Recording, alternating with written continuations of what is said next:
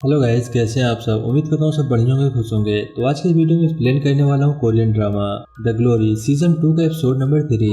अगर आपने अभी तक इसके प्रीवियस पार्ट को नहीं देखा तो डिस्क्रिप्शन में लिंक मिल जाएगा, आप वहाँ से जाकर देख सकते हैं। तो चलिए वीडियो को स्टार्ट करते हैं। अगर आपने अभी तक हमारे चैनल को सब्सक्राइब नहीं किया है तो प्लीज चैनल को सब्सक्राइब करना मत भूलिएगा। एपिसोड की शुरुआत में उस सीन को दिखाया जाता है जहाँ पर योंजिन ने मियांगो को मार दिया था। इसके बाद मियांगो की बॉडी ठिकाने लगाने के लिए योंजिन अपने आदमियों को कॉल करती है। बाद में हम देखते हैं कुछ लोग आते हैं क्योंकि मियांगो की बॉडी को एक कब्रिस्तान के अंदर ले जा रहे थे।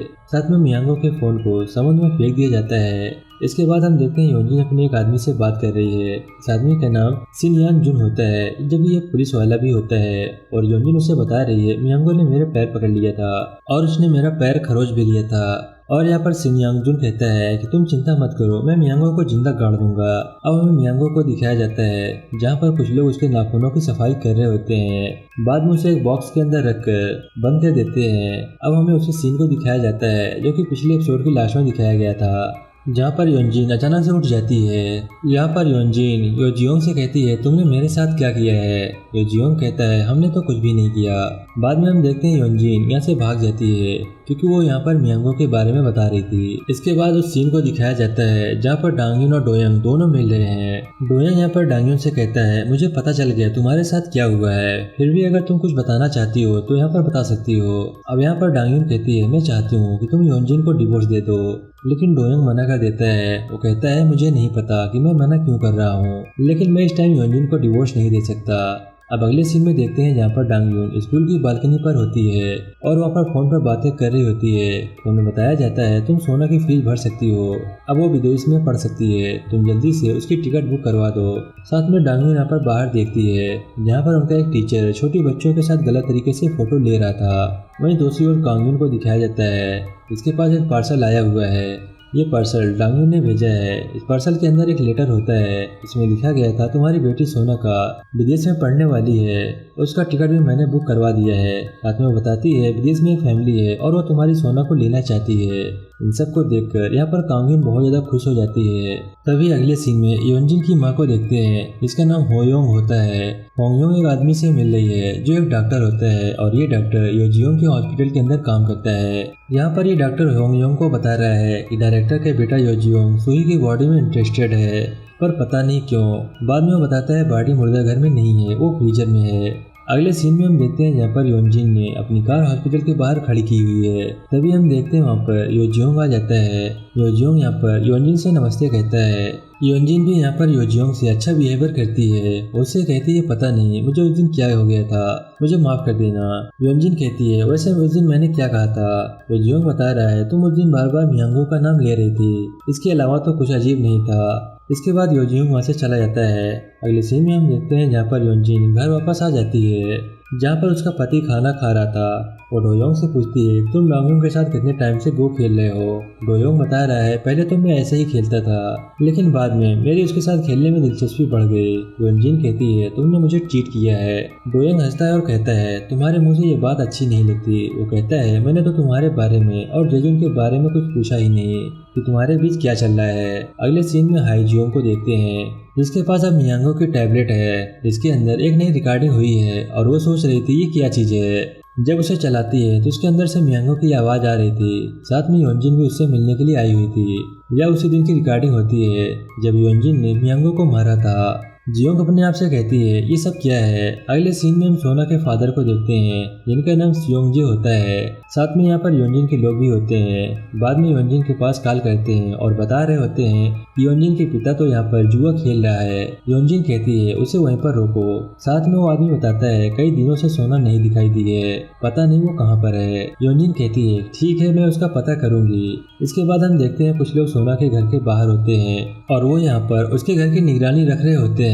दूसरी ओर डांगयुन अपनी एक दोस्त से कहती है कि तुम्हारे टैटू वाले दोस्त कहाँ पर है, मुझे उनकी जरूरत है, मुझे कुछ हेल्प चाहिए। बाद में हम देखते हैं योंजिन के लोगों के पास सोना के दोस्त आ जाते हैं ताकि वो यहाँ से चले जाएं क्योंकि सोना एयरपोर्ट पर चली गई है और वहाँ अपनी माँ का वेट कर रही होती है कि वो कब आए और उससे मिले। जब यहाँ पर डांगयुन कांगयुन के पास कॉल करती है कि अब कोई प्रॉब्लम नहीं है, घर से बाहर आ जाओ और अपनी बेटी से मिल लो, लेकिन तभी हम देखते हैं वहाँ पर योंजिन आ जाती है।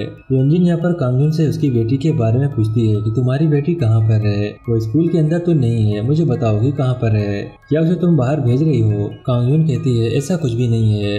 योनजिन कह रही है मेरी एक दोस्त है जो कि एयर होस्टेस है, तुम जल्दी से मुझे बता दो, नहीं तो मैं उससे पूछताछ करूंगी और अगर जा रही है तो वहीं पर रोक लूंगी। कांग यून यहाँ पर रोने लगती है और कहती है आगे से ऐसी गलती नहीं करूंगी, प्लीज मैम मुझे माफ कर दो। योनजिन यहाँ पर कांग यून से पूछती है कि कांग यून के साथ और कौन कौन काम करता है। बाद में यहाँ पर कांग यून बताती है एक लड़का है जो उसके साथ काम करता है, लेकिन मुझे पूरी जानकारी नहीं है, जब मुझे पता चल जाएगा तो मैं आपको बता दूंगी। बाद में योनजिन ये कहकर चली जाती है कि मैंने तुम्हें जो काम दिए है उस पर ध्यान देना, तुम्हें जेजिन और हाईजुन पर ध्यान देना है। अगले सीन में देखते हैं यहाँ पर कांग यून सिंक्यून से मिल रही है और बता रही है कोई सुही को बॉडी पर जांच कर रहा है, तुमने तो कहा था कुछ नहीं होगा। सिंक्यून कहता है 18 साल हो गए हैं, अब कौन है जो उसकी बॉडी को जांच कर रहा है। यहाँ पर हांग यून बताती है कि डायरेक्टर का बेटा उसकी छानबीन कर रहा है और साथ में बॉडी भी फ्रीजर के अंदर रखी हुई है। सिंक्यून कहता है कि फ्रीजर के अंदर कौन रखता है, ये तो एक अपराध है। इसके बाद वो कहीं पर जाता है और बताता है मुझे एक हॉस्पिटल पर केस करना है।